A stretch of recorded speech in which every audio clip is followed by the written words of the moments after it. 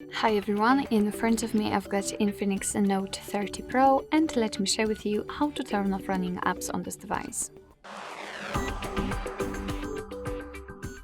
So all we have to do is to open the recents, and depending on what kind of navigation type you've got set, you can do it differently.